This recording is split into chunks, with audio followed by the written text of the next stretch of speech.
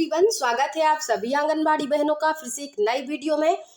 आज की इस वीडियो में हम बात करने वाले हैं पोषण टैकर 21.4 में सभी लाभार्थियों की ई-केवाईसी को आपको किस प्रकार से पूर्ण करना है। जैसा कि आप सभी बहनों को लगातार विभाग से आदेशित किया जा रहा है, समस्त हितग्राहियों जैसे गर्भवती, धात्री एवं 0 माह से लेकर 6 वर्ष आयु वर्ग के सभी बच्चों की आपको ई-केवाईसी को तत्काल 100% पूर्ण करना है।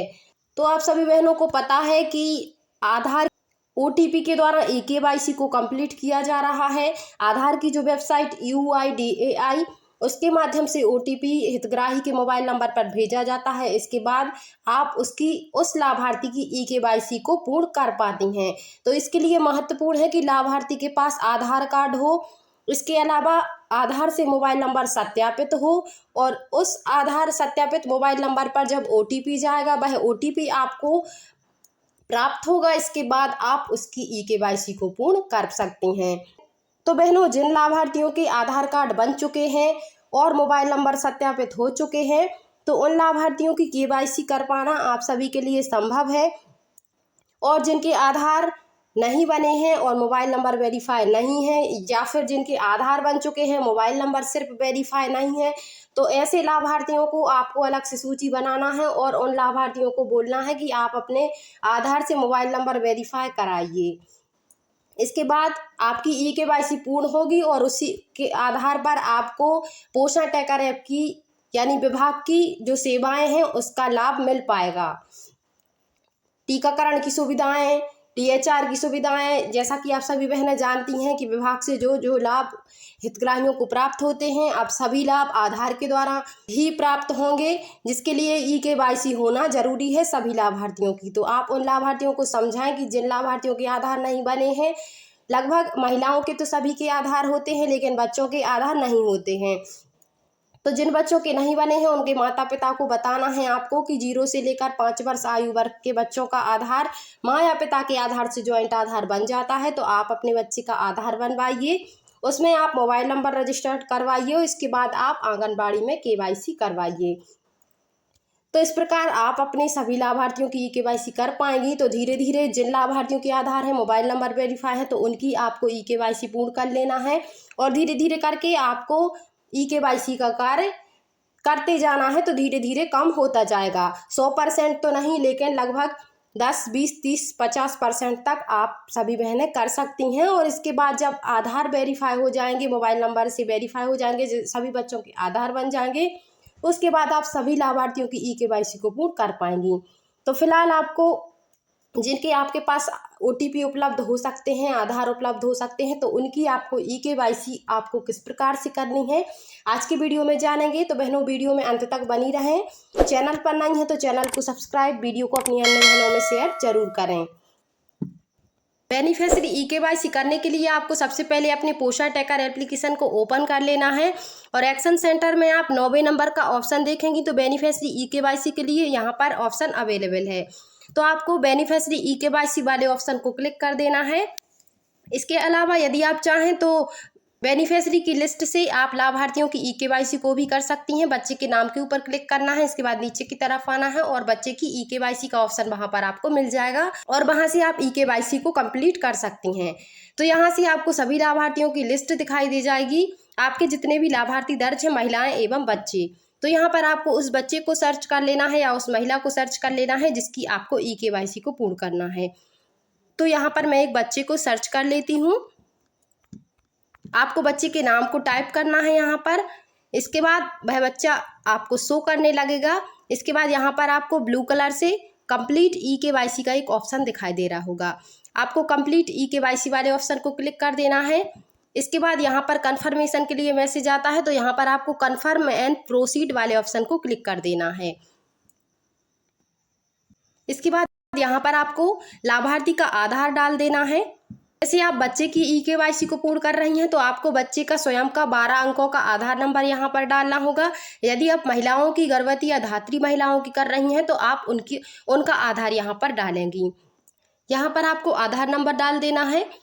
उससे पहले आपको यह सुनिश्चित करना है कि जिस भी बच्चे का आप आधार की ई-केवाईसी कर रही हैं, उस बच्चे का आधार आपने पोषण ट्रैकर ऐप में ऐड चाइल्ड आधार वाले ऑप्शन पर आपने जोड़ा है या नहीं। और यदि नहीं जोड़ा है तो आपको बेनिफिशियरी पर जाके बच्चे के आधार को जोड़ देना है। बेनिफिशियरी वाले ऑप्शन से ऐड चाइल्ड आधार वाले ऑप्शन से आपको बच्चे के आधार को जोड़ देना है। इसके बाद आपको बच्चे की ई-केवाईसी को पूर्ण करना है। आपको ऐड चाइल्ड आधार में किस प्रकार से बच्चे का आधार जोड़ना है, इस पर वीडियो में बाद में चर्चा करेंगे। फिलहाल हम ई-केवाईसी आपको किस प्रकार से करना है इसके बारे में जान लेते हैं। तो यहाँ पर हमें आधार नंबर डाल देना है। आधार नंबर भरने के बाद आपको कैप्चा कोड भर देना है। कैप्चा कोड आपको जैसा दिखाई दे रहा है सेम वैसा ही यहाँ पर डालना है। इसके बाद आपको नेक्स्ट पर क्लिक कर देना है।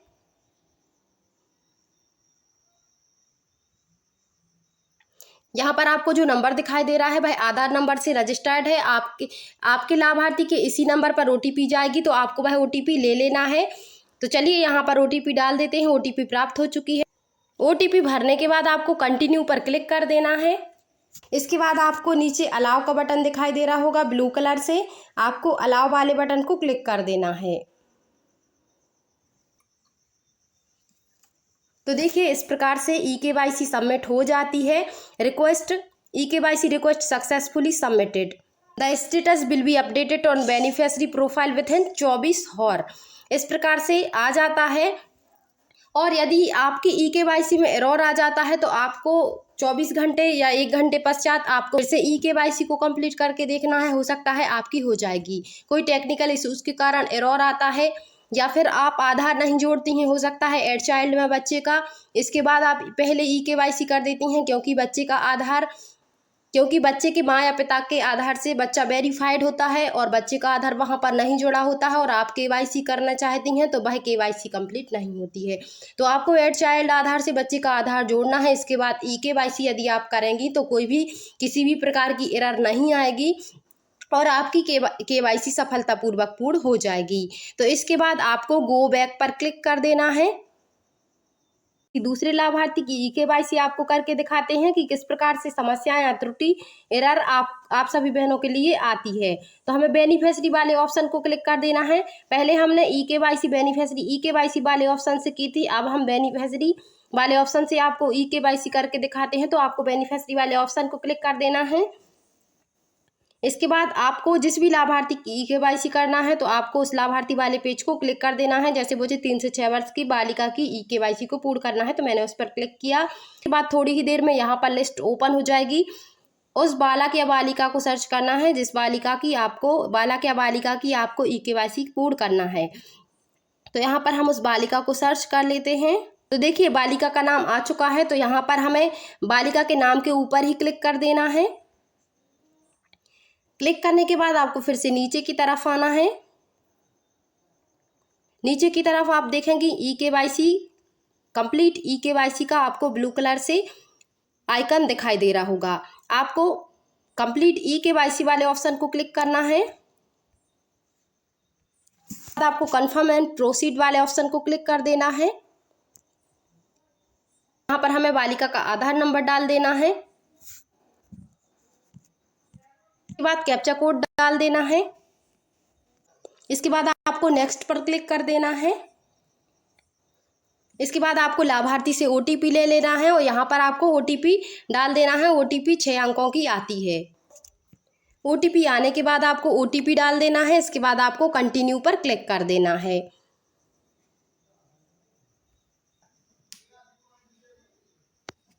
तो देखिए इस प्रकार से ई-केवाईसी कंप्लीट हो चुकी है।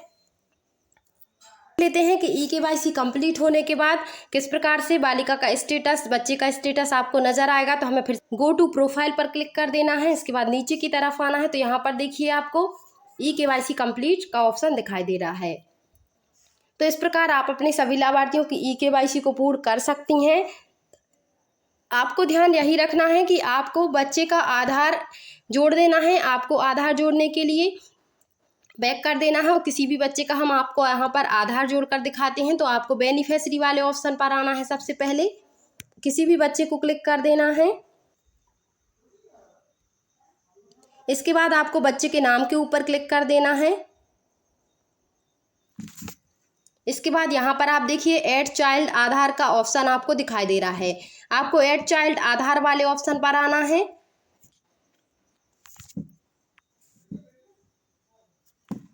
और यहाँ पर आपको आधार नंबर डाल देना है। यहाँ पर आपको बच्चे का आधार 12 अंकों का आधार नंबर डालना है। यहाँ पर आपको बच्चे का आधार के अनुसार फुल नेम डालना है। इसके बाद यहाँ पर बच्चे की डेट ऑफ बर्थ डालनी है। यह तीनों चीज़ें आपको आधार के अनुसार ही डालना है। इसके बाद जेंडर यहाँ पर आपको डालने की आवश्यकता नहीं है, वह पहले से डला हुआ है।